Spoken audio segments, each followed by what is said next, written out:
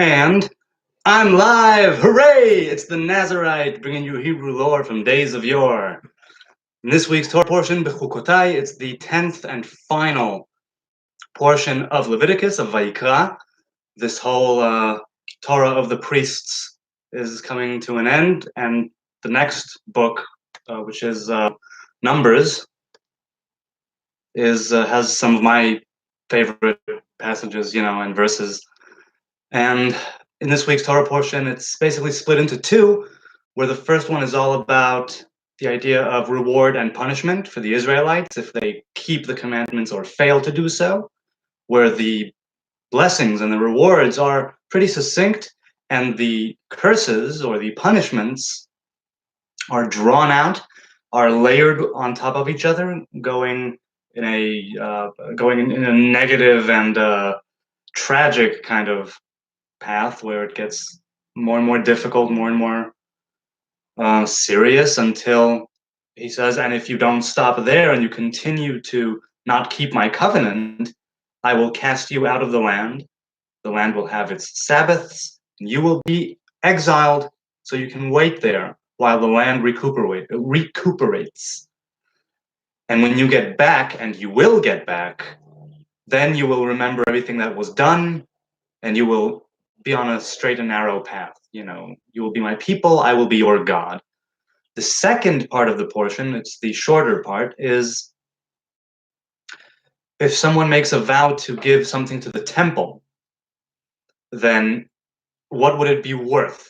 If it was a calf, if it was something material, if it was, well, obviously it would be material. It basically has to do with different sums of money and the worth of people, of men, women, children. I want to talk less about that because I don't know that well. I don't know it as well as I should. That's the seemingly technical, but nevertheless nevertheless important. It's a more technical side of the Torah, where it's commandments having to do with the worth, of a person or of a thing or of an animal or beast, and it doesn't. It seems that it's very dry and technical, but it's talking about something significant. So it's something I'm still toying around with in my head. I don't have any clear teaching other than the obvious verses. This is worth this is worth that, do this, do that. Nothing right now that's coming, to me from that. But from the first half of the Torah portion, and the whole idea of reward and punishment, this is something that exists in different faiths. Certainly the Abrahamic, right, monotheistic faiths of Christianity and Islam, and the Hebrew faith and others. If you do good, or rather no, if you do what God commands, he will bless you and, make fruitful, bountiful, all that good stuff. Rain and crops, and fruit and joy, no war. You sit and you chill, you enjoy the fruits of your labor, and all is right. But if you don't, starts off, and slowly but surely it gets worse and worse. So what is this idea of reward and punishment? And where does free will tie into all this? I've been reading Proverbs of late, and it says there, King Solomon says that God wants Israel, wants a human being, like a father wants his son. A father, he doesn't spare the rod, be it, well, I'm not talking about physically beating your child. I'm talking about the idea of disciplining your child. That's the metaphor that's given there. That which the Lord loves, he will discipline with material things, with ailments, and with everything that's basically written in these curses, which is that you won't have enough to eat, and you won't have enough to drink, and I will send diseases and plagues among you, and you will die, a good chunk of you. And those who survive that, or maybe it's the other way around, I'll bring enemies from the outside, and you'll all come into your cities, and you will be besieged, and you will have nothing.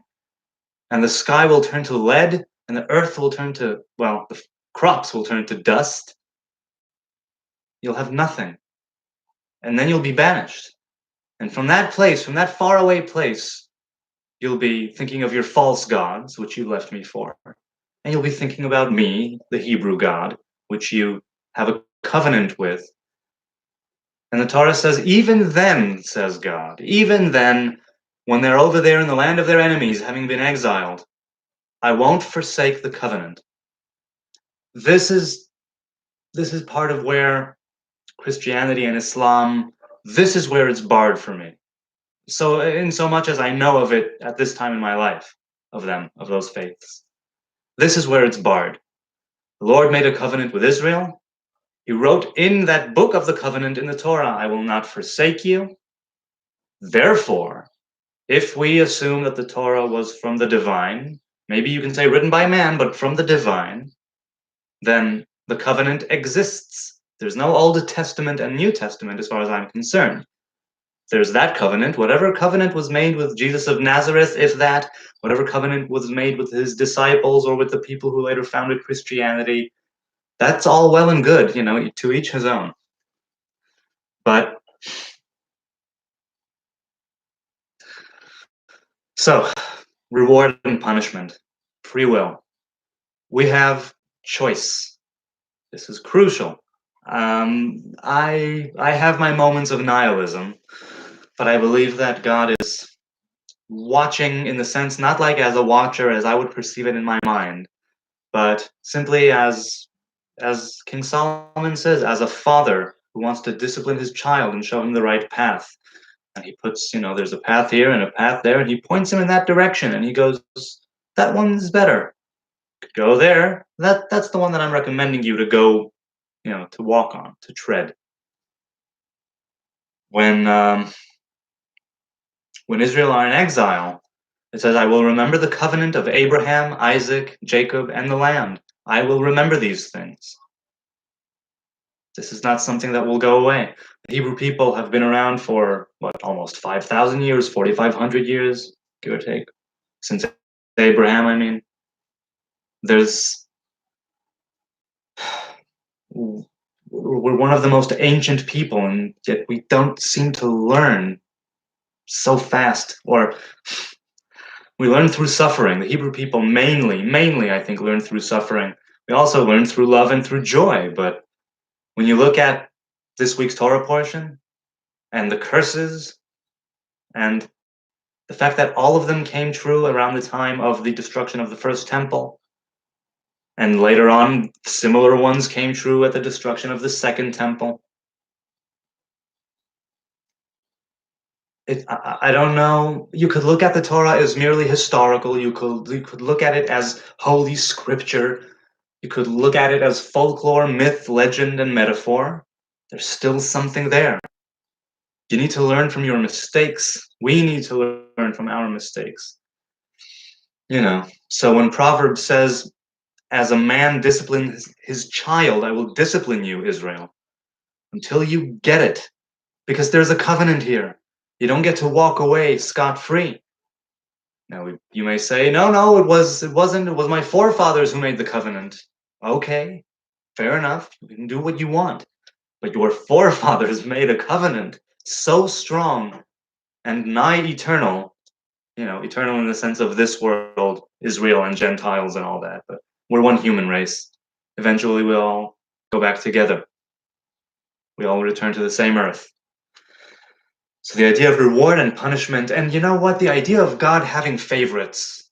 Some people believe that God has favorites. Some people believe that Israel are the chosen people. I have so many issues with that phrase that I'm going to make a separate video on it. That's how much of an issue it is as far as I'm concerned. When you label someone, if you're God, you're writing the Torah, you can label someone the chosen people. For them themselves to grab that title, sometimes unearned and unattained, and sort of virtue signal, no, you do not get to do that, people of Israel. You do not get to virtue signal by saying that we are the chosen people. You don't get to do that. When you act like the chosen people, you get to do that. When you act in a way where all of these curses in this week's Torah portion come raining down upon you, because there's a God that you have a covenant with, like it or not. It's something that's part of your DNA. I mean, to some degree.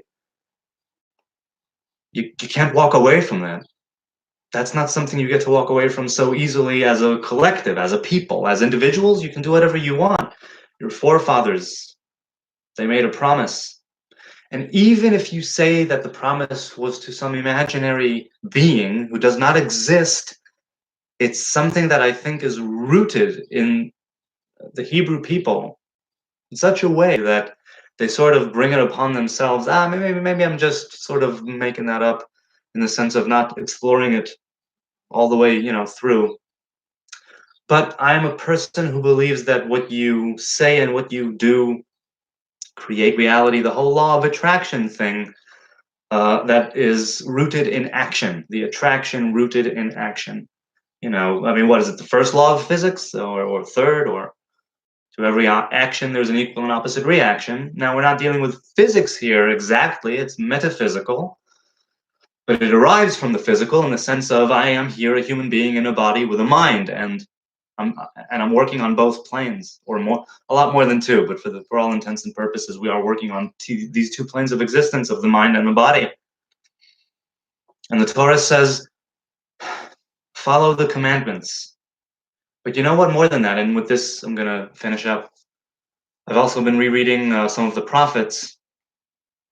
I think it was Zechariah, I think.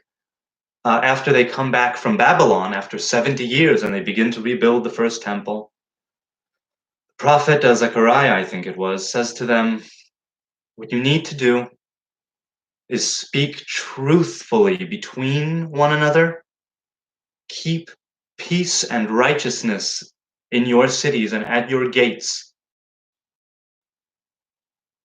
and be, what is it? How does it go? That's pretty much what he says. So, it's like, do that. That's already an amazing thing that can lead you down a whole lot of good. Truthfulness, righteousness, justice, and peace. And you got to pursue these things in earnest. It's what leads you down all of the other things that the commandments sort of build towards. And I'm not belittling the commandments when I say that, not at all. But I know that there's a kind of overarching idea, a philosophy, and